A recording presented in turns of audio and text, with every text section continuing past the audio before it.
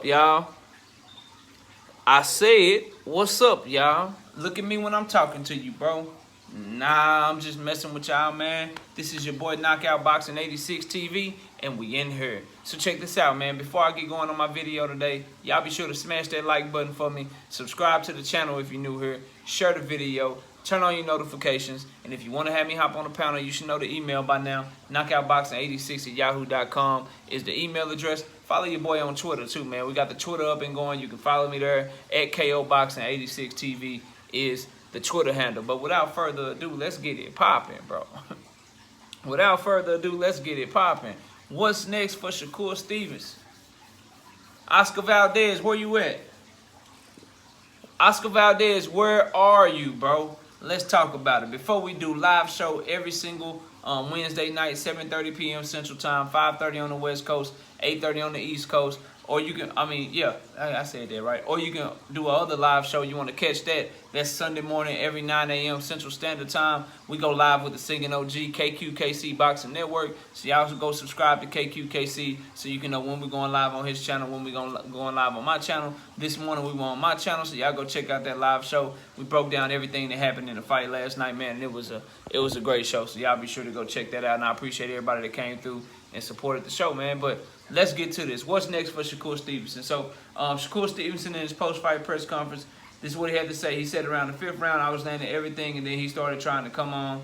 I smelled blood. I saw he was bleeding, and I was like, okay, I have to attack the cut. I was trying to just touch that cut to make the doctor try and stop it. I want to be a superstar in the sport. I'm here to last. I take my craft very seriously. I'm disciplined. There's only one fight left at the end of the day. It's the biggest fight at the end of the day. Oscar Valdez can't keep ducking. It's time for him to fight. There's nothing else to look forward to. The 130-pound division needs to unify. Let's get it. And then Bob Abrams said a sensational performance from Shakur Stevenson, who showed why so many think he's the future pound-for-pound king. Jamel Herring displayed the heart of a champion, but he was in there with an incredible fighter tonight. Listen, bro. Listen. There's no ifs, ands, or buts about it for the 130-pound division, bro. And I need everybody, bro. I need everybody. Specifically Oscar Valdez fans, because a lot of Oscar Valdez fans are also Canelo Alvarez fans. In the same way that those fans push for Canelo to unify 168 pounds. You push for him to unify 168 pounds. Rightfully so. Rightfully so. You need to be pushing Oscar Valdez to do the same down here at 130, bro. It's time. There's no other fights. There's no mandatory in the way. There's no other champions for Shakur Stevenson or Oscar Valdez to go chase. You go look at the 130-pound division. The IBF belt is vacant right now because Jojo Diaz lost it on the scale right before his Rachmanov fight, and he moved up to 135. And Rachmanov couldn't beat Jojo Diaz. That fight was scored a draw. So the IBF remained vacant. Then you look at the WBA. That belt was held by Tank Davis as the super champion. Tank Davis vacated that belt because he's now campaigning. He's not going to ever go back down to 130 again. He's campaigning at 135 and then probably 140 for the foreseeable future. So the WBA super belt is vacant. And they clearing up their shit. They got a regular champion in Gutierrez. And I think he's being ordered to fight Chris Colbert. Okay? So they're clearing up that shit.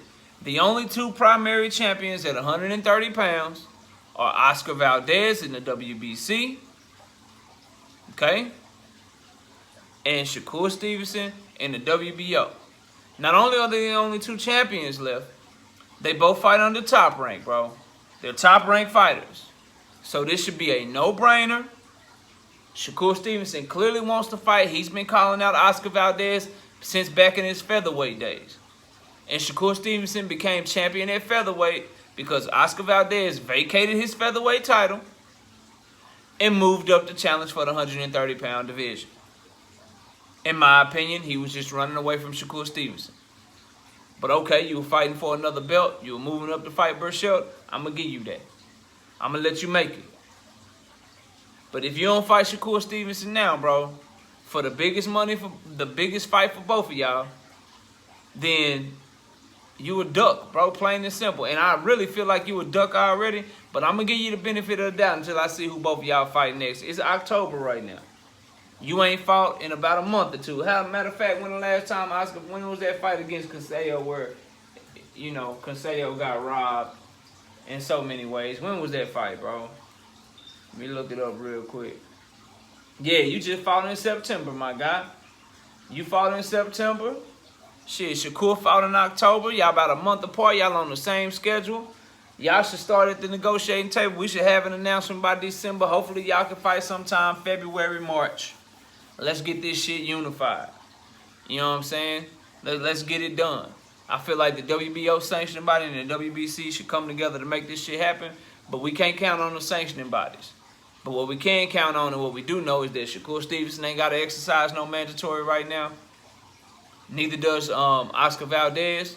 So let's get it popping, bro. If this ain't the next fight, then somebody ducking something. Somebody ducking something. And I'm just hoping that if they make the fight, let's let both fighters be clean. You know, no fentanyl shit going on. No fentanyl. You know, no herbal tea being drunk. You know, no WBC making up rules as they go along for the fighter that they like. You know, for the fighter that they support. You know, please don't have the shit, Shakur. Make sure that if they try to make you fight in Arizona, that shit's a deal breaker. That shit's a deal breaker. You saw the scoring in the last fight. You saw the scoring in Oscar Valdez's last fight. And let's get it popping, bro.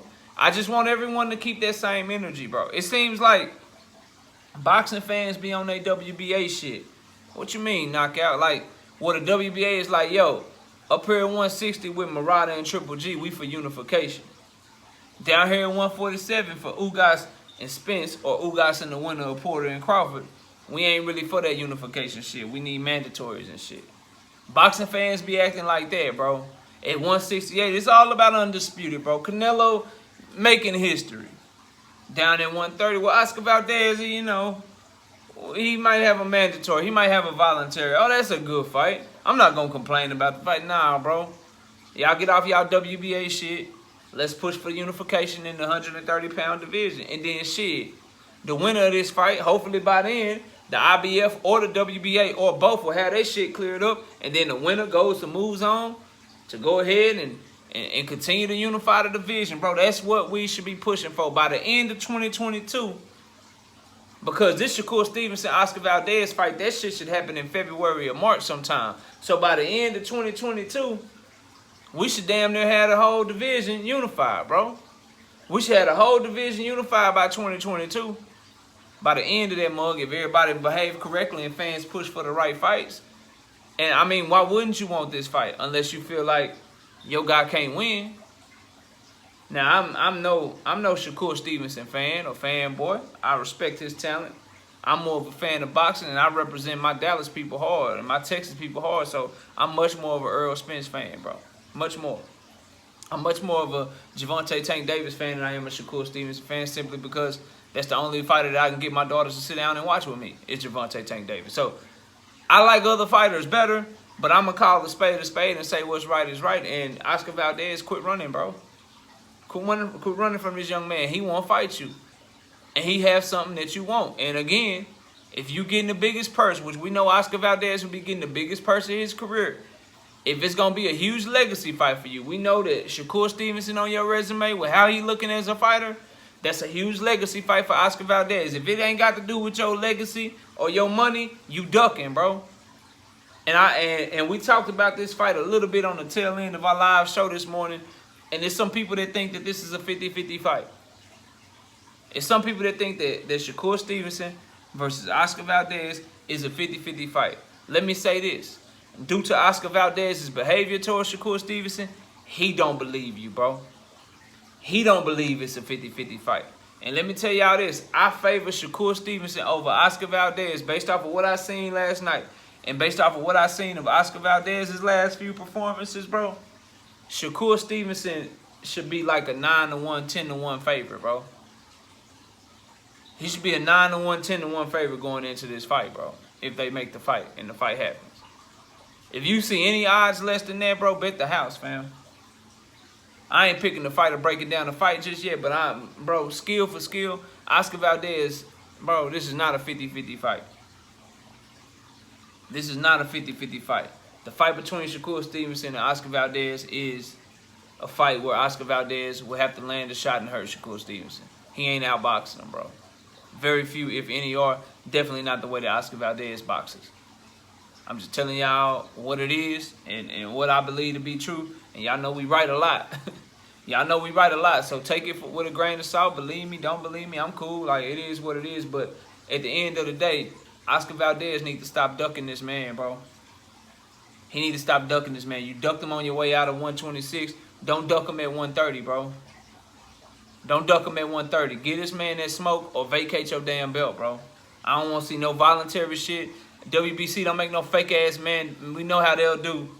We know how they'll do. They let this man cheat. They didn't punish this man. You know, we saw the judging in the fight. They allowed this man to stay champion, taking stimulants and shit. They allowed all of that.